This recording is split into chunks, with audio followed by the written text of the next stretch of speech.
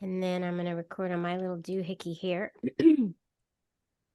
And I'm recording in all the places. And I'm going to welcome you and we're going to get right into it.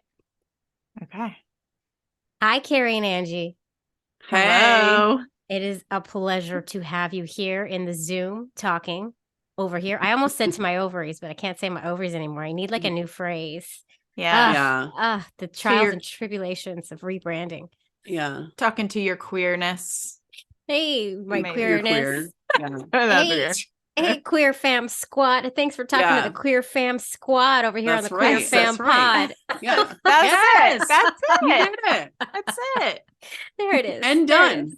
And done. And scene. Yeah. And scene. Yeah. Okay, well, Carrie and Angie, I'm so happy to have you here. Before we get into the whole nitty-gritty of it, everybody needs to know who you are. So I'm going to get a little timer up, and we're going to do your 30-second elevator pitch of who you are and why you're here talking to the Queer Fam Squad. That's going to take some getting used to. The Queer Fam Squad. Okay. All right. On your mark, get set, go. Okay. All right. I'm Carrie. I'm Angie. And we are parents of an amazing donor-conceived kiddo who we made through embryo donation. We are excited to be here today when we are not chasing after our 2-year-old and many, many critters. All of our critters. Angie trains dogs. Yep. I'm a therapist to people and have a fertility coaching business. Boom. Under 30 seconds. You did it. That was amazing. Even when you got a little nervous when you saw that clock in front of your face. That clock is not okay. But no. I'll never cut you off. It really doesn't matter. Especially since all I've been listening to is that you don't cut us off and like all these nice things on the podcast here. Hang on. I don't cut you off, but I do put a clock in front of your face. Just to add some pressure because it makes it fun. Yeah. That was fun. Okay. You did great, babe. You did great. You both did. It looked like you rehearsed. Yeah. I did not reherse. Yeah. Well, we thought about it 2 seconds before. We did. Yeah. Well, okay. 2 seconds. Well, that's good. You did well. All right. So, okay. So wait, I got to take it back to, hold on. You're a dog trainer? Yes. I'm actually a dog behavior consultant. Whoa, my dog is crazy. Yes. We're going to have to have a conversation outside of this. We can definitely do that. We can definitely do that. Yeah. My dog is cray, but I love her. She's crazy. Okay. We digress. We're just such lesbians here talking about our dogs. Yeah. That's where we go. Everybody loves to hear about the dogs. Yeah. It's fun. Because we can't talk to our animals and they're usually insane. Well, my animals are usually insane. Yeah, most of them are. That's what I do. I help people learn how to. I mean, I'm not an animal communicator. I don't do that, but I help people understand their pets a little bit. I love better. it. I love it. She's good at it too. Yeah. I need help understanding Kira, the dog. Yeah. Kira being Sedgwick Woods. Okay. Yes.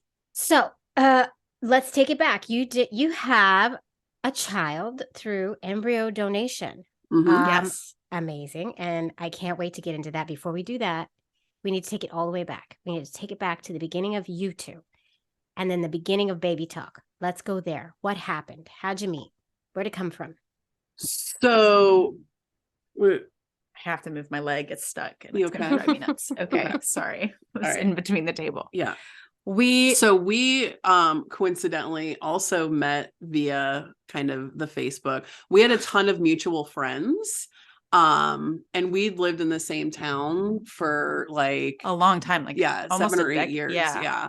And you know how Facebook will like suggest friends? Well, they suggested Carrie and I was like, oh, wow, she's really cute. And so I just started kind of Facebook stalking her like years back. Like, and liking everything. All my pictures. Like so stupid. Like by the time I was like, oh my God, I'm all the way back in like 2003. Carrie's like, and I'm liking. I have this weird stalker. This stalker. Mm-hmm. Yeah. Well, I was like, who is liking all my pictures? So I asked a friend. She asked one of our mutual friends. Yeah. Yeah. And she was basically like, oh, you know, Angie.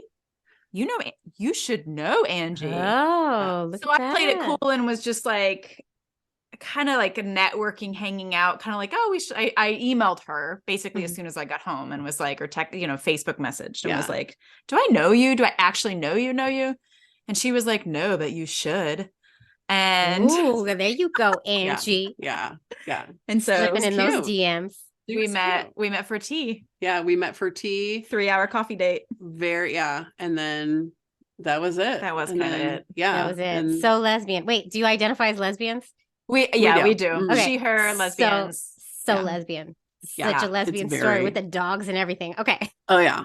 We didn't U-Haul it though. No, we didn't U-Haul it. Yeah. You fell in love Carrie- right away, though. We fell in love right away. And Carrie actually told me that we went on a hike pretty much like right after that. And I met her dog, Coda, who's our dog now. And she said, if Coda didn't like you, it wasn't going to happen. That's true. She told me afterwards. And Angie's I like, was pretty- little do you know. I was pretty I can confident imitate with the Coda would perritos. like me. Yeah, exactly. But he was like, Coda, what do you think? We were driving back from the hike. And she was like, okay, you're in. It's true. Aw. Yeah, Okay, it's true. so in true lesbian style, Yeah. love at first sight. We had Yeah. a long coffee / tea date, and then where does baby talk come in? So we met in the end of 2015. Yeah, Mm-hmm. 2015. Yeah. And we got married in 2018. And we knew we knew that we wanted a family. we together. wanted kids. Yeah. I had dated someone with a child. I mean, but even before then, I always knew I wanted a child. Yeah. And I had gone through a period, like I knew I'd wanted a child. And then I was with someone for a long period of time that we didn't want a child together, and I didn't want a child with.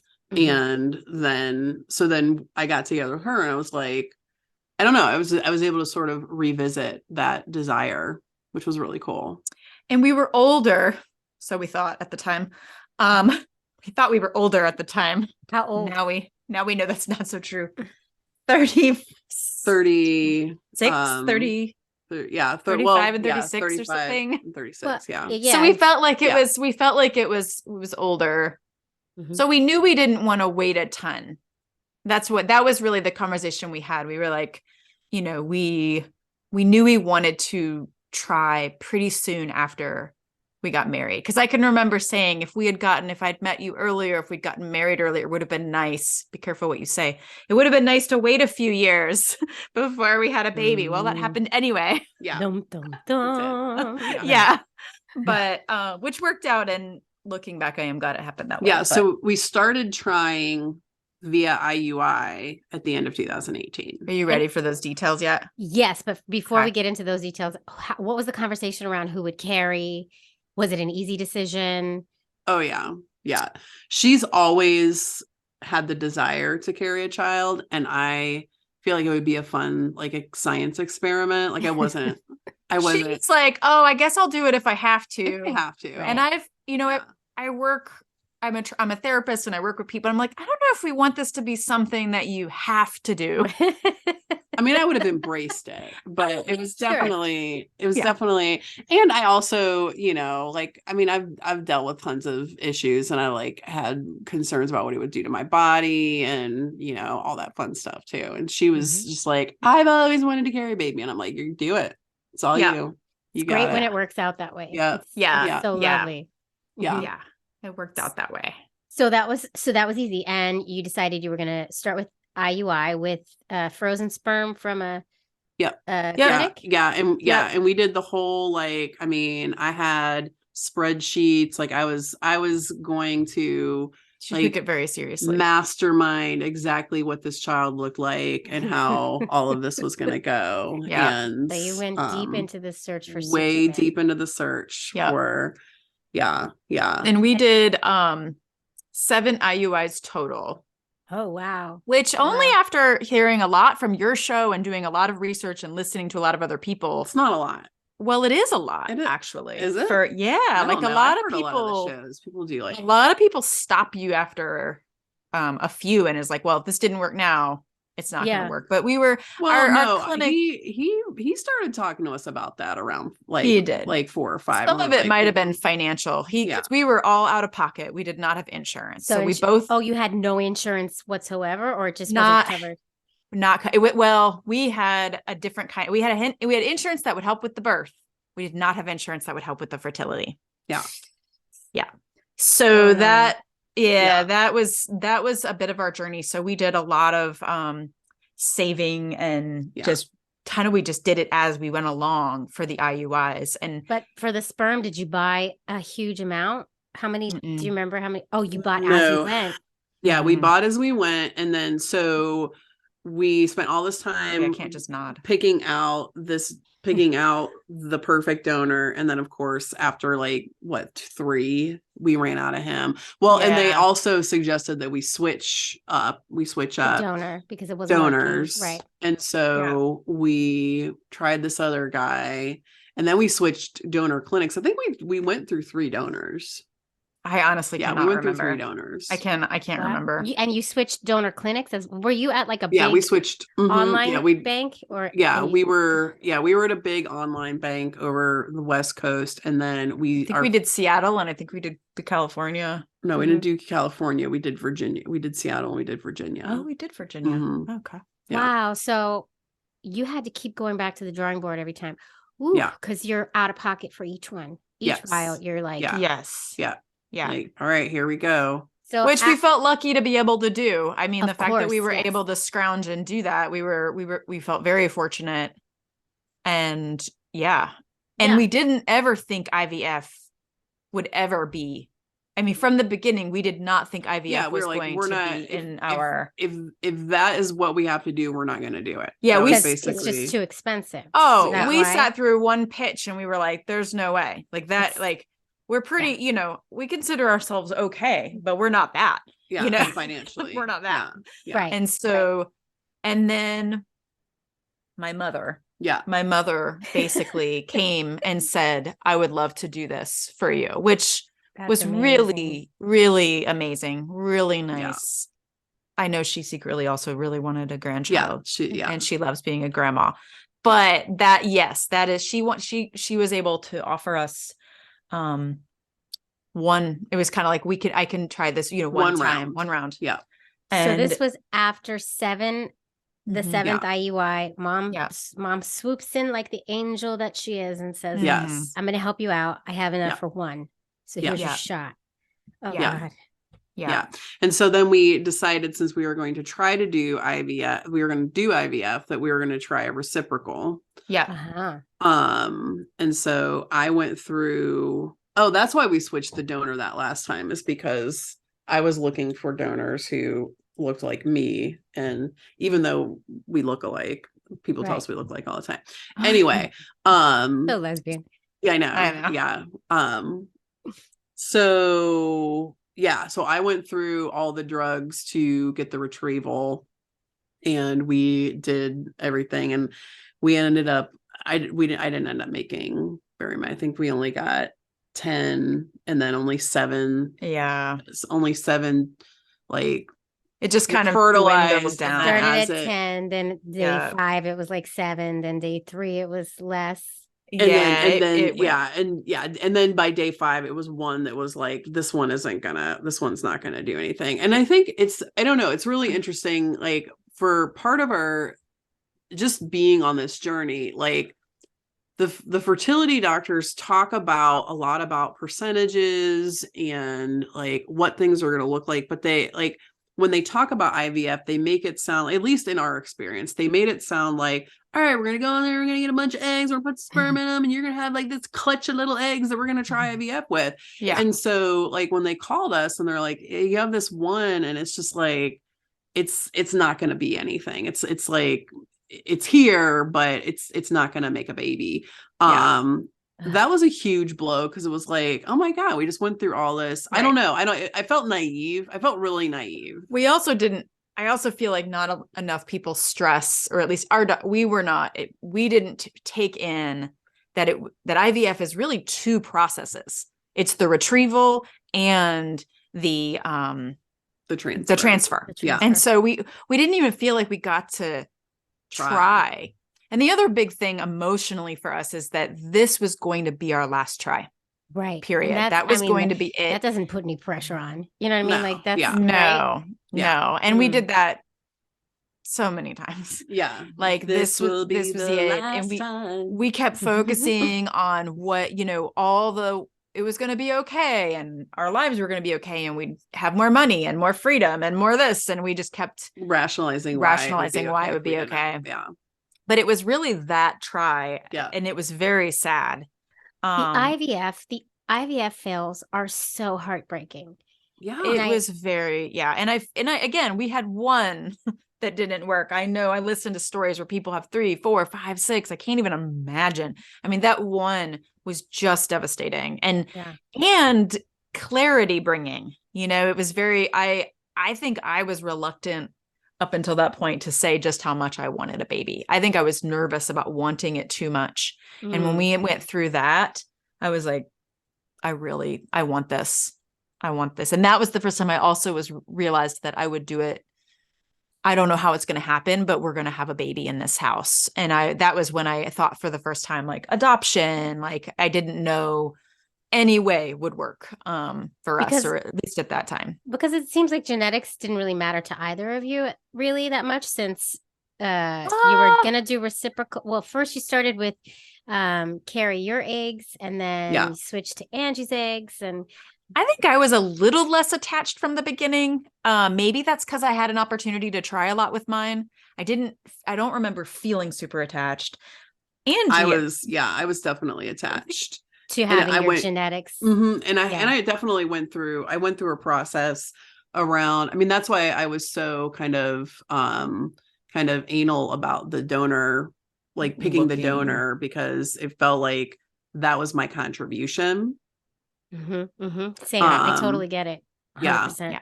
Yeah. And so, and then so when we got the opportunity to try reciprocal, I was like, oh wow, this is amazing. This is perfect. Because it's like everybody says, it's the way that, perfect way a lesbian couple can have a baby. That's the closest to each of us sharing a part of that baby, right? Well, and when you go through so much, you think, and I feel like I've thought this so many times. I mean, I'm thinking it right now with something, with our process, like, sure, we've gone through all of this so that this can happen.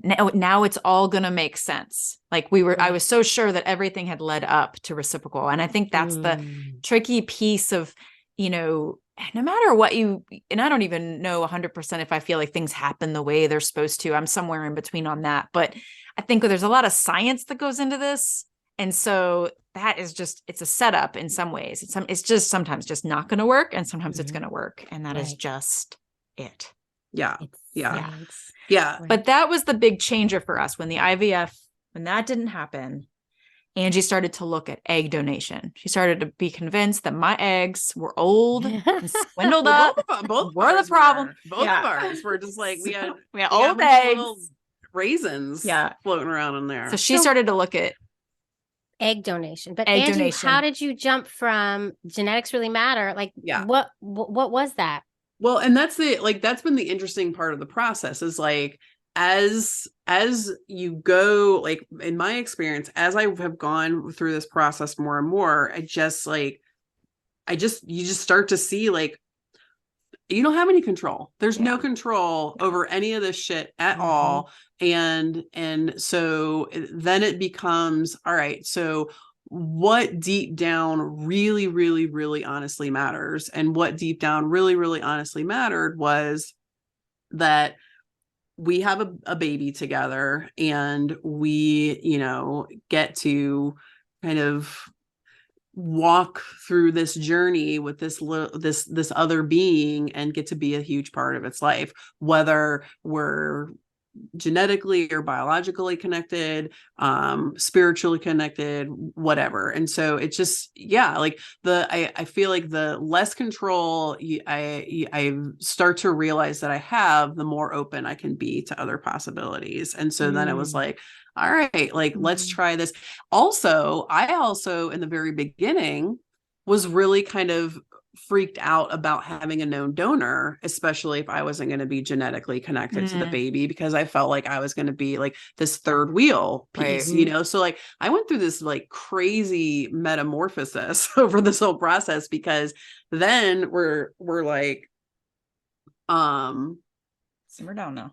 Then we go from all of this to, all right, let's try an egg donor, to, all right, screw it, let's do embryo adoption, where we know the donor and I'm cool with that, Yeah, like, that's beautiful. What you just said, that whole journey, it's fucking beautiful. And I think that folks at home are going to listen, and it's going to help some of them who are going through a tough time getting to the place where they finally have that baby. So thank you for sharing that.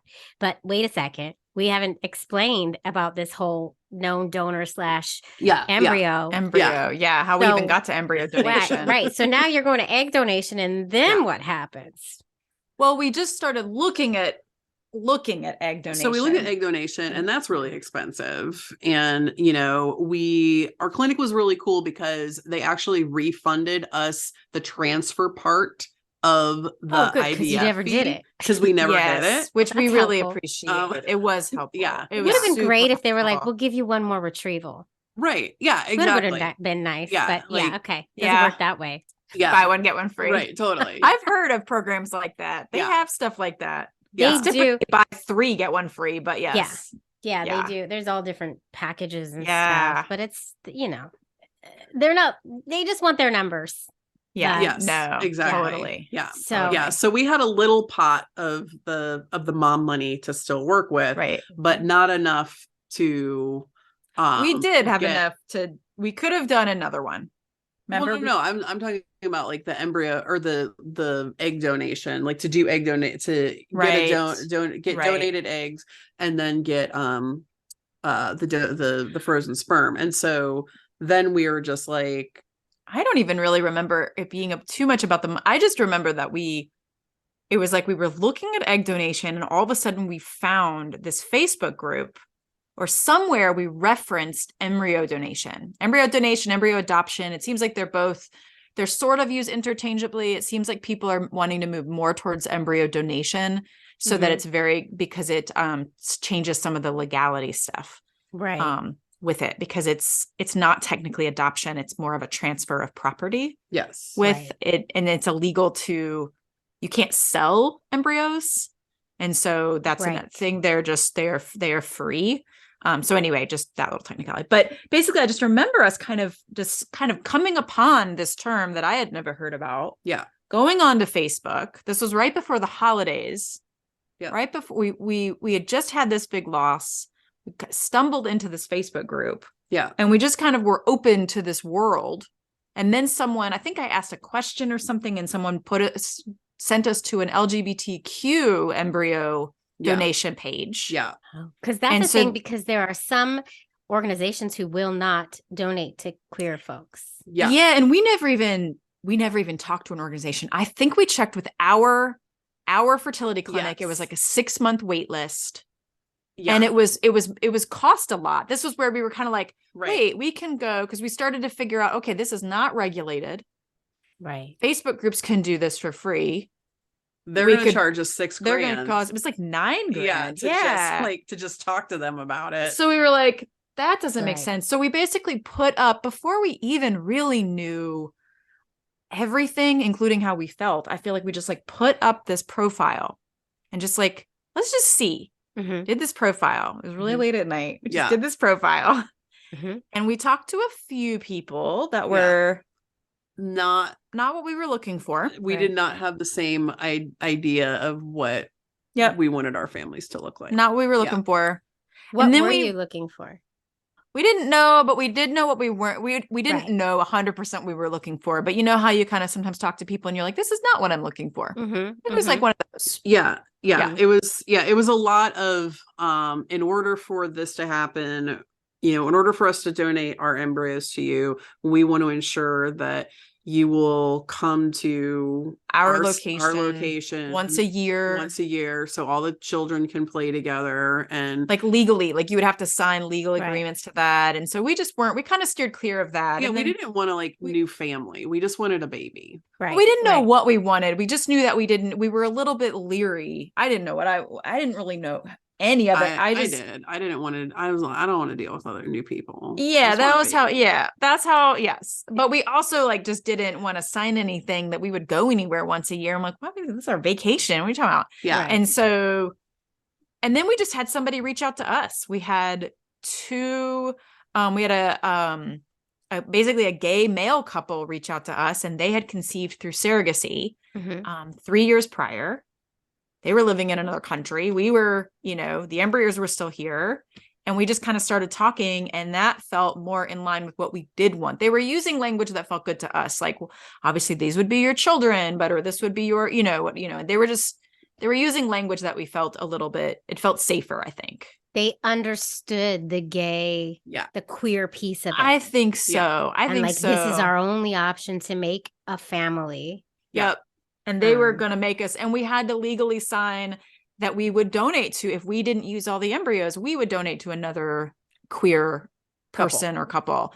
Pay it forward. Look at those guys paying it forward. Yeah. And great. So, they really are. They're great. And they had a lot of embryos. Yeah, they had 19. Lucky ducks. Yeah, oh my God. And they were done. They were finished. They were done. Yep. They had twins. They had have twins. And so they sent half of them to Canada and half of them to us. To another couple. Yep. And they went through a bit of a journey there. It took them a while. They had twins that were born somewhat recently. They went through kind of one, and then had to end up switching families because I think the other one just kind of got pregnant spontaneously. I'm not sure. But so they had a bit of a journey, those embryos up there, and then we had ours. Okay. All right. So I just want to say, to anyone who would, I have spoken to a lot of donor conceived people who think there need to be a lot more regulations in donor conception and egg donation and sperm donation. And yes, I understand. Yes, 100%. Yeah. But I also, what would you say to somebody who said, you getting these eggs off of Facebook is not ethical? Yeah. It's a good question. And I'm really glad that I'm not forced to answer that anywhere officially.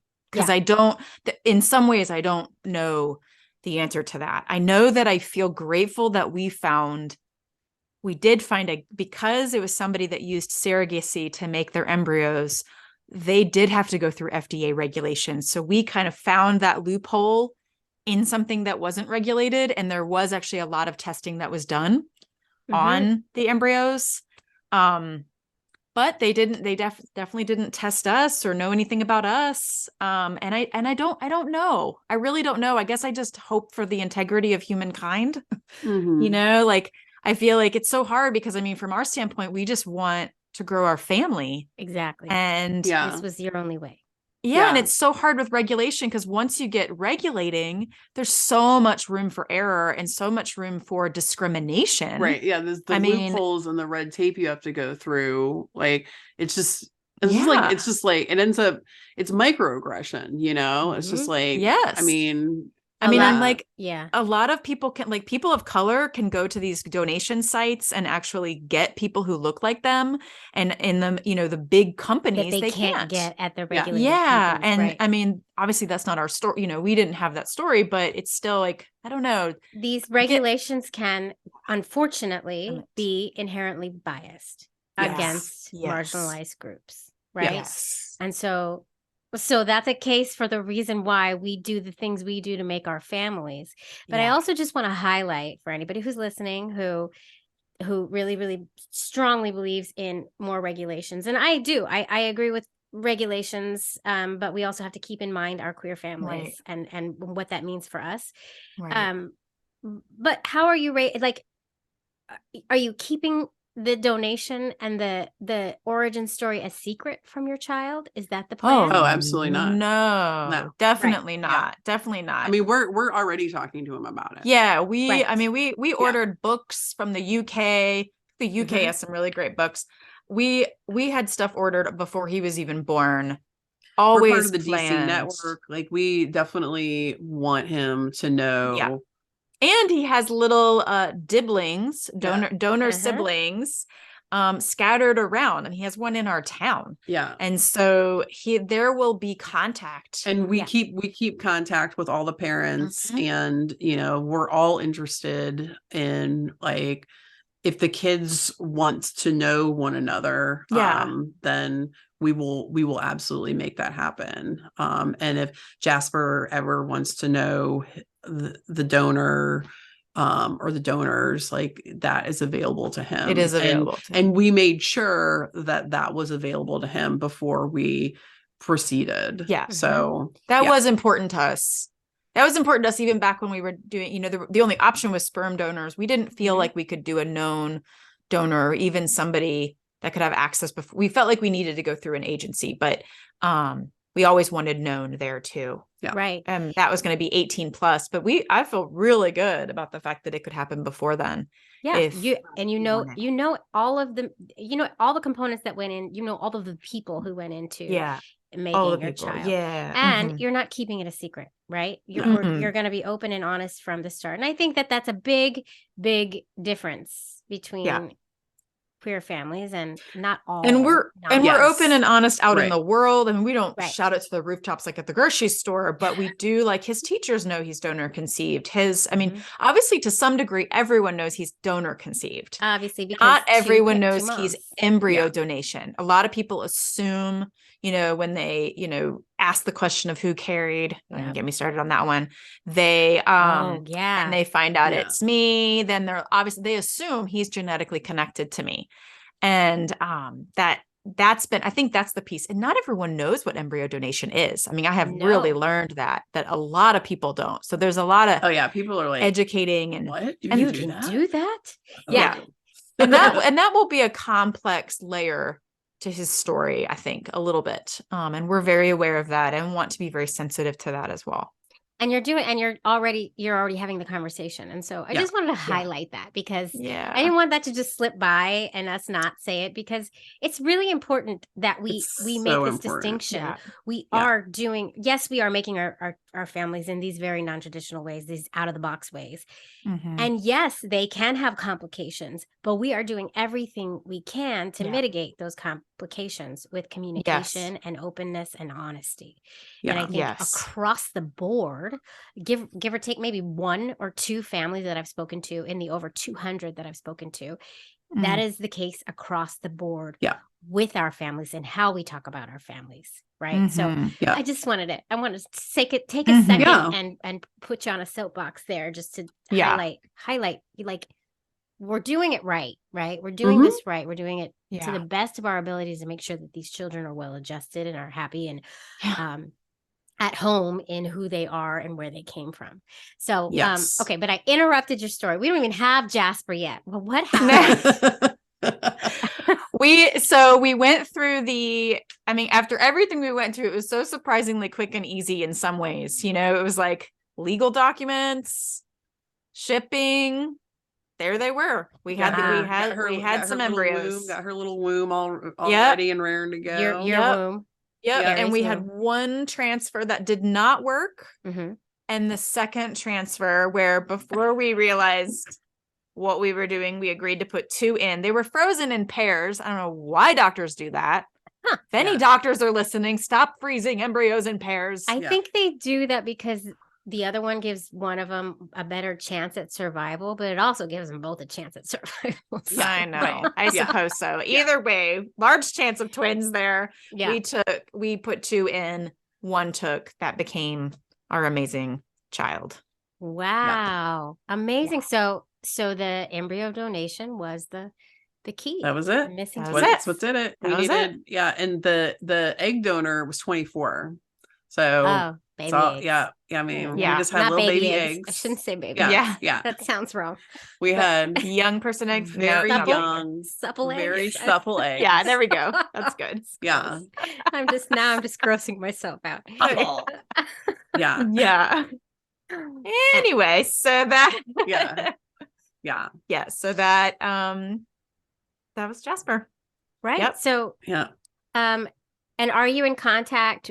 I mean, you are in contact with the other families, and you've been in contact with the egg donor, or you just know who the egg donor is? Yeah, so the egg donor, what we know is that legally the egg donor, if any of the donor conceived kiddos want contact with the egg donor, she is willing. That's what we know. Okay. That's what we know. And we have pictures and things like that and extensive medical history in that. But we don't have as much person-to-person contact with her. We have that with the paternal donor. Mm-hmm. Because they have his twins husband.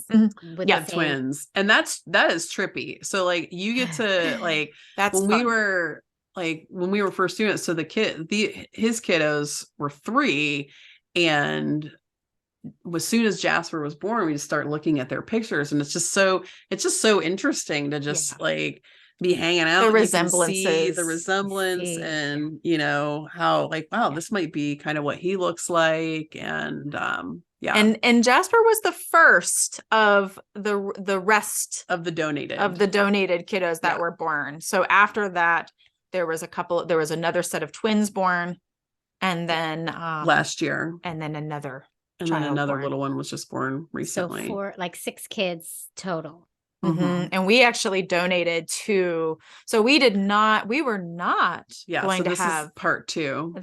Angie Carrie part 2. We were not going to have another child. That was, we just considered it truthfully, such a miracle to get one. We just never thought it was going to be in the cards to have 2. And we did not expect to be handed a bunch of embryos. Right. But we got 6 embryos total? We got 10 embryos. Oh, total. Shit. Okay. Yeah. So we had 7 left. We had 7 left. Jasper was made. And we had a couple come to us through a friend of a friend and just wanted to hear about the process because they, just like us, had never heard of it. Uh-huh. They had gone through the ringer. Several years of infertility and fertility struggles.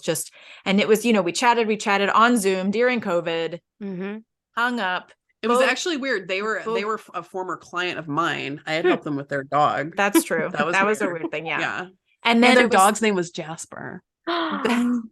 Whoa, that's weird. That's one of those things. That's one of those universe things. Okay. Yeah. There's a few synchronicities. Yeah. There's some weird synchronicities with names. We will not do that because we're not going to give away any of the other kiddos' names. But okay. So basically we just weren't going to do that. And then really we were kind of surviving that year. COVID just ended. We had a baby. That year happens. We talked to this couple. Yeah. COVID is, and so we basically hung up that phone call. Angie and I were on the same page with that. We just had the same thought. We were like, should we give them some?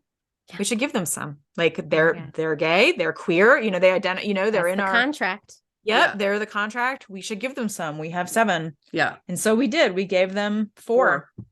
Wow. And we started to realize that we we did that, we even talked about it, we couldn't give them all away. Like I was very aware, like I can't give them all away.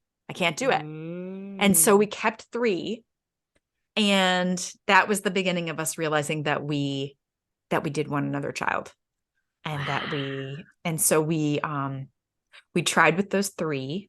Okay. That did not work. Damn. That was our first pregnancy loss out of all the other tries we had. We had tries that didn't work, but we had our first pregnancy loss. That sucked. Oh, I'm sorry. And then, that sucked. It was like, it sucked. And I can't believe it was our first one. Yeah. In some ways. Yeah. I mean, our first positive pregnancy test was Jasper. So that's cool. Right. And after all those tries, it's one loss. And so we had 1 loss. And then we thought we were out of the game. Mm-hmm. We were like, this is it. Right. And we didn't want to keep going. We don't want to keep going past Jasper's clutch. We call it a clutch of embryos. Oh, the clutch of I like that. Yeah. A clutch of embryos. That's the name of your episode. Yes. That's it. A clutch of I'm writing it down. You think I'm kidding. I love it. I love it when my guest names the episode for me. It's my favorite thing. Okay. That's awesome. You didn't want to go past Jasper's clutch. We wanted him to be genetically connected to. Yeah, that was a part of why we wanted to have a second child, is because definitely not the only reason. I don't think that would be definitely not the only reason. But it's like that'd be cool for him to have a full sibling. But and just with a very unique birth story, with a very unique conception story. Yeah, that would be nice. I mean, I think. I mean, all of the other ones have siblings to some degree. Yeah. So we thought we were out of the game, And then grief. Well, then we reached out to the people in Canada. Yeah, it was kind of a situation where I had talked to the paternal donor. That it was happening that they were going to be having babies. They were having twins as well. Yeah, they were due in like 2 months. So we learned about that. Paternal donor. Yeah, like I had a conversation with the paternal donor who basically said, yes, that couple is having babies. We didn't know. So the ones who had the paternal donor has the twins that are and then the rest of the rest of the embryos that were in Canada. So we got 10 and they got 9. Yeah. Right. And so we the basically paternal donor learned said they were pregnant. Oh, and that they have probably extras. Right. Gotcha. Okay. Well, we didn't know. There was no talk about extras. We didn't know. We were just like, we just chatted. We just introduced ourselves. Hello. Talked about a Zoom call. Had a Zoom call. Met because they wanted to see our child, talk to us about the process, just all of that. And basically through that, we did stress I can't remember how it came up. We all of a sudden, it was just kind of like we said, basically realized when they had extras, or we said, if you have any extra, we'll take them. Yeah. Something like that. It was something organic that happened like that. And they basically said they did and reached out to us and said that they would want that. Yeah. And that as soon as they got their bearings, right. They hadn't had their babies yet. Right. And then we just kind of stopped. Mm-hmm. And we were like, okay, well, kind of waiting. Turned it over like we do so many times. Right. Turned it over. No control. Out of control. No control. No control. Right. Okay. And honestly, yeah, that's kind of it. And then on her birthday, they reached out to us. They said, we're ready. Which we did not think would happen so soon. Yeah. Wow. And so here we are. And they gave you 4 embryos. So they're done at least, or they probably kept like a couple just in case. No, they had twins and they were like, they're like, we're done. Yeah. We're good. Yeah.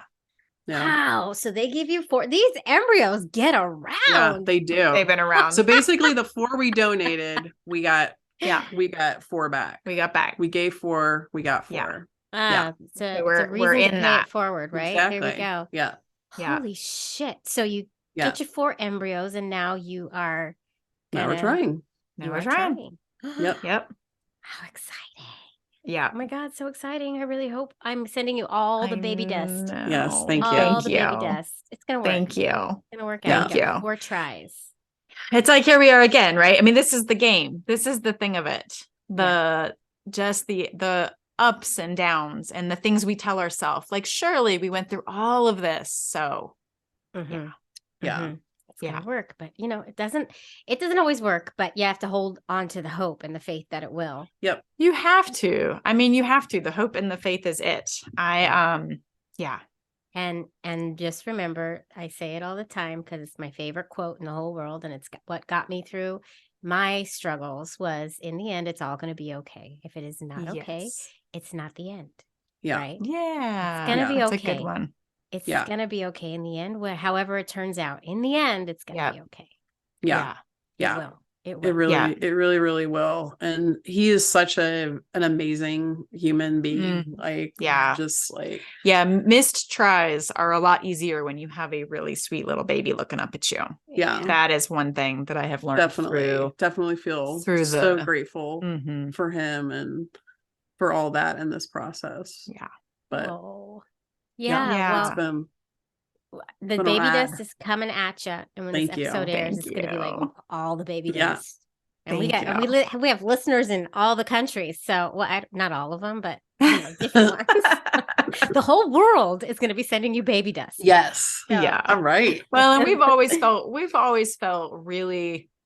And this is probably just, my personality. I know for me, I've always felt it's felt really important for me to be excited and know what I want, but also be okay with however it happens. Mm-hmm. That's just a part of who we are, I think.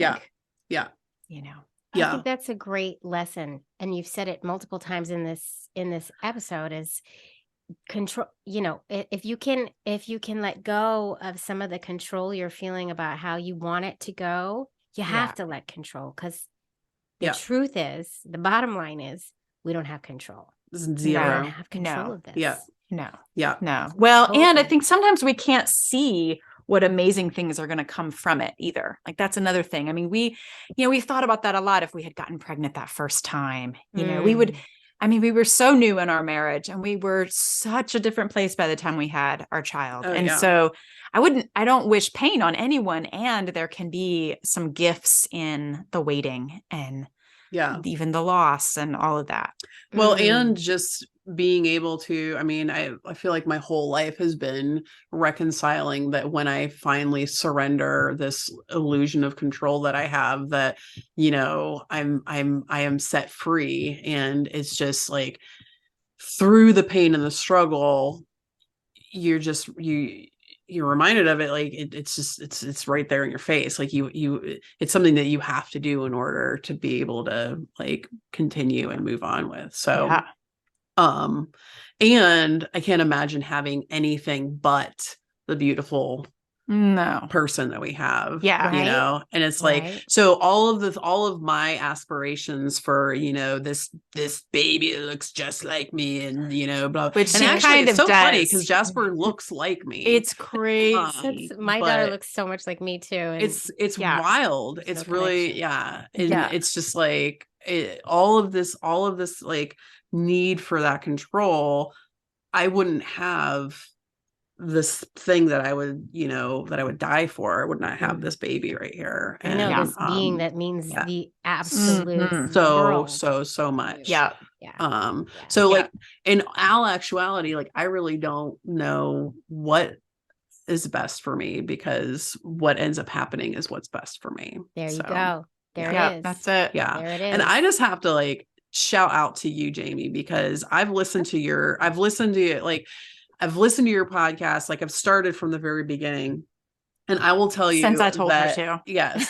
And thank you. I would like to send a thank you to Carrie. A personal thank you to Carrie. Thank you. Worldwide, international thank you for inviting me to listen to Jamie's podcast. And to be on it. Your podcast is the first place that I have found where I can hear people talking about the struggles that I have gone through, like just, you know, talking about the need for genetic connection and all of those, you know, all of those things that kind of like the non-carrying parent goes through. I searched high and low. I looked for books. I looked for like, it's just nothing out there. And like this podcast, like I drove 16 hours to go pick up a puppy and I listened to your podcast the entire time. And it was such a cathartic experience because it was just like, yes, awesome. Like I just wanted to hear more. And the other thing you don't know about Angie is that all she does is listen to things about dogs. All she listens to is things about dogs. True. It's true. I'm on a Bob's Burger kick. I'm true. watching that show right and now. It's nothing to do with dogs. So it's a big deal that she listened to your podcast for that many hours. Oh my God. That's you're gonna make me cry. Thank you so much. But thank you. For real. Well, that means the world to me. And it's these queer-centric struggles that we face that that deserved being highlighted. So deserved to be. And that's why I started Embodied Pride too, which is my coaching business, because it's all for LGBTQ folks too who are on a family growing plan. Talk about it. I want to hear about it. Yeah, well, it's, you know, so I'm a therapist. I'm a trauma and somatic therapist for like 13 plus years, and which basically means I specialize in how trauma and grief and big emotional experiences manifest in the body. And so through my own process, through working with people, you know, through my practice on a fertility journey, seeing friends, all of that, I just realized, I mean, it was like a calling that we do not have enough support for LGBTQ folks in this planet at all. And especially when they're growing their families. And so I started Embodied Pride, and it specializes in emotional wellness, I would say, the emotional side of really helping all the stuff we're talking about, the twists and turns. And I actually just launched a free mini course for LGBTQ folks who are wanting to kind of step off that emotional roller coaster, remove emotional blocks. That is available on my website. Okay. That's all of your info is going to be in the show notes. And also tell people where they can find you, where they can find it. Yeah, it is. So my website is embodiedpride.com. And my Instagram is at embodied-pride. But you can find that on the website. Yeah. So go check out Carrie's stuff. And also before I have to bring it back to one thing we were talking about before we started recording. Angie, you were talking about, because you're in the process right now, you're going to these fertility clinics for the embryo donation. Yes. And you were talking about these forms, and this is the Yes. reason why these stories need to exist, and this is the reason why businesses like yours, Carrie, need to be out there, because there needs to be a huge systemic change in the way this fertility process is done. Angie, what's going on with those forms? I think so. Yeah, it's so many across the board. Like, so the past couple times that we've gone in, there's forms that both she and I have to sign, and for Carrie's line, it says female parents. Patients, and then has the line for her, and sometimes mine it says male patients, and I just very aggressively scribble it out and put female, and you had to cross father off of the birth certificate. Yeah, we did too. And then my birth certificate for our daughter came back, we crossed it out because that's what the nurse said to do, cross it out and just put mother and then put my name. Yeah. And then the birth certificate came and it said father, Jamie Kelton. Yeah. And we had to call. And the lady on the phone had the audacity to say, well, are you legally married? Wow. My wife said, yes. Well, do you have a marriage certificate? Yes. Oh my God. You have to send it in. Yeah. I need proof. When we changed clinics upon our second try, and our doctor asked us if the donors knew about everything that was going to be happening to these embryos. Yeah. I wanted to be, and there will be feedback to be had at some point on that one. It's 2020 fucking 3. Yeah. Go listen to the Queer Family podcast and learn about the intentionality we put into these freaking embryos, and then come back and talk to me. And learn a little bit. Yeah. And another reason I just have this real soft spot for the emotional journey that we all go on. I mean, it is any fertility journey is hard, no matter what 100%. Gender, no matter what orientation you are on. But the queer fertility journey is just from the start, it is kind of in this pocket of just, it's going to be hard. Maybe not for everyone. I hear these stories about people, good for them. Yeah, but for most of us, there are twists and turns, and it is just a ride. But you're also like working in a system that wasn't designed for you, but it's the only system that you can use system. Not the only system to use, but it's one of the main systems you can use to make your family. And it's just, it's like, it's either you use the system or you go rogue, and then you're opening yourself up to all other kinds of complications. Oh yeah. Right. Yeah. And no matter what, at some point you're getting into the system. At some point you're going to have to enter the system, the legal system. Yes. Right. Yeah. Yeah. Because you have to adopt your child. I mean, we both adopted ours. Had to adopt our baby, even though she carried him. Yep. And the judge actually said, "I'm so sorry that you're having to go through this." Yeah. And being the good time judge that we live in. Such a good judge, right? Yeah, like you carried this baby for 9 months. I can't believe that you're actually having, because in our state, I actually had more legal rights to our baby because there's the whole step parent adoption law, right? And there's nothing there. She's considered a surrogate, right? And there's no law for that, for parentage of surrogate. Things need to be fucking changed. It's really, I know. Yeah. And then now in the news recently, so many non-bio moms are losing custody. Like that, there's been 2 stories around the country of these non-bio moms that have lost custody because they didn't do the second parent adoption.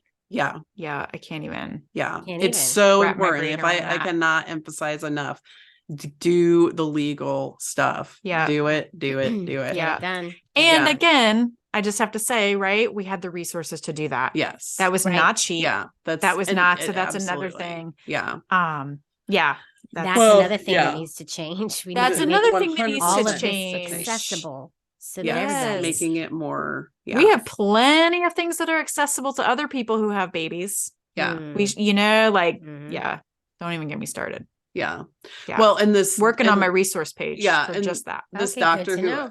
Yeah. this doctor who asked if the donors knew about what we were doing with these embryos also had all the legal stuff all wrong. He was like, well, I mean, the carrying mom has full legal. And I was like, actually, that's not true. So, maybe you should do some research. And it's not, some of the time, I don't want to say most of the time because I don't know. And maybe this is I'm just giving people the benefit of the doubt. I think sometimes people mean well and they just ask questions out of ignorance. Yeah. The challenge is that I think medical professionals need to be taught better. I mean, Yeah. I think that is the truth of it. Like he needs to know that there was already, even for us to be sitting there, legal things already had to happen. He didn't need to ask that. Yeah. Right. Legal Right. stuff already had to happen. Somebody already took care of it. Somebody already had to ask us that. Mhm. He doesn't Mhm. need to. Yeah. Right. So, Right. Yeah. Yeah. soapbox. No, but for real, things need to Yeah. change, and Yeah. all of these clinics need to have a much more extensive inclusion training. Yes. Yes. It's on my and- list. Yeah, that's so many things on the It's list. on my I'm just list. listen, I'm over here just telling the story. Somebody else needs to take the action because I That's don't on my have any- list. It's on my list. I don't have the action in me. Training. I'm tapped out. Training for professionals. But- Next on the agenda. It's a lot. There's a lot that needs to be done. And so, you telling your story is a big part of hopefully the future change that we will start to see and that we have seen. Change has come. It's just tiny steps, it feels like. Yeah. Yeah. Tiny It steps. And is. we have our families. And for the most part, Yes. I was going to say for the most part, we're accepted, but then I think about all the stuff in the news and then I get scared. So. Right. I know. Yeah. It's a weird both and with that one. Yeah, exactly. Yeah. But I'm so Yeah. happy for you. I'm so glad y'all came on to tell that beautiful story Yeah. because I think that's a first. That's another Yes. first. All right. Oh, good. Over 200 families, and that's another first embryo donation through Facebook. So there you go. Wow. I am sure I know people will be able to relate. That's for sure. Yeah. Yeah. 100%. 100%. Yeah. And I Thank love you for that it offering was- this space, Jamie. Oh my God, of course. And I love that it was embryo donation, but with gay. Yeah. Because we kept it queer. That's Yeah. right. Yeah. Of That's course. right. Yeah.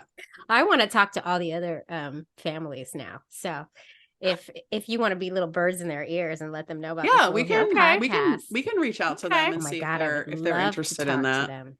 Yeah. Especially, Okay. I really want to talk to the guys, the Mhm. originals, Yeah. Okay. Yeah. the original OGs. recipe. Yeah. Yeah. I have no idea how they would feel about that, but Oh no, don't. I mean, I'm saying it, but don't. Like, I'm just, I would love Yeah. to talk to everybody. Yeah. but, No, we could. We'll definitely reach out to them. I actually thought about that. I thought it would be just to see if any of them would be interested. I love it. I And- thought about it and hoped it wouldn't be an issue that we're on. So it's a different experience. Oh, I'm sure it's fine. They did Oh, such a beautiful, yeah. beautiful thing. Like they deserve accolades. Yeah. Oh no, honestly. I know. I just want to be really, that's one thing about, I think I feel this way. Do I feel? Yeah, I feel this way. I was trying to see if it was like ingrained in me or if I really feel this way. But, people's stories are their own personal stories. Just because we have these connections, it doesn't mean that everyone else is going to want to share their story in the same way. So I just want to be really respectful to that. Yes, you know, 100%. and tried to be sensitive to details for that reason too. Yeah. I agree with that too. So I just want to thank you both for sharing this beautiful story. And I'm so happy for you. And all of us listening and all of us in this room, my dog included, are sending all the baby dust in the world. Thank you. Good. And I Thank do you, the hand Jamie. gesture just for that. Receiving. That's right. Receiving. That'll be the part 2. Yeah. Yeah. Yeah. Oh yeah. You got to keep me posted now. As Will do. as we always say, I'm invested now. So you have to let me know. Keep me posted. Yes. Will We'll do. get a Okay, little we will. update on the social. Okay. That's Thank right. you so much. Thank you, you. Jamie.